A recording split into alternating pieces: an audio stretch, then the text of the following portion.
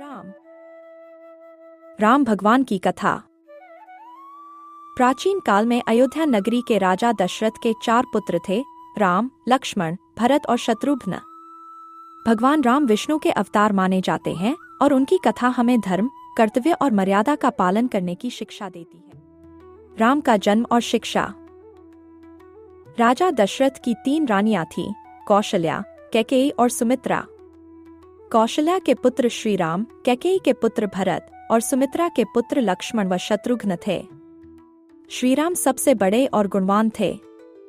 ऋषि वशिष्ठ के आश्रम में चारों भाइयों ने शिक्षा प्राप्त की और वेद, धनुर्विद्या और नीति में निपुण हो गए। ताड़का वध और मिथिला गमन। एक दिन ऋषि विश्वामित्र राजा दशरथ के दरबार में आए और राम लक्ष्मण को अपने साथ ले जाने का आग्रह किया ताकि वे जंगल में राक्षसों का वध कर सकें। राम ने वहां ताड़का राक्षसी और उसके पुत्र मारीच व सुबाहु को पराजित किया। तत्पश्चात वे मिथिला पहुंचे, जहां राजा जनक ने अपनी पुत्री सीता के लिए स्वयंवर का आयोजन किया था। श्री राम ने शिव धनुष को तोड़कर सीता से विवाह किया।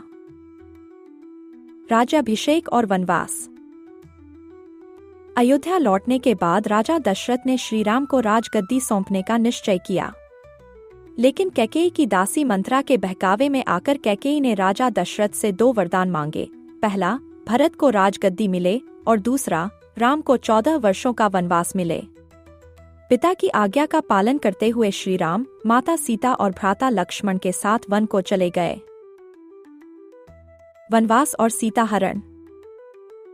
वन में राम, लक्ष्मण और सीता ने कई ऋषियों से भेंट की और अनेक राक्षसों का वध किया।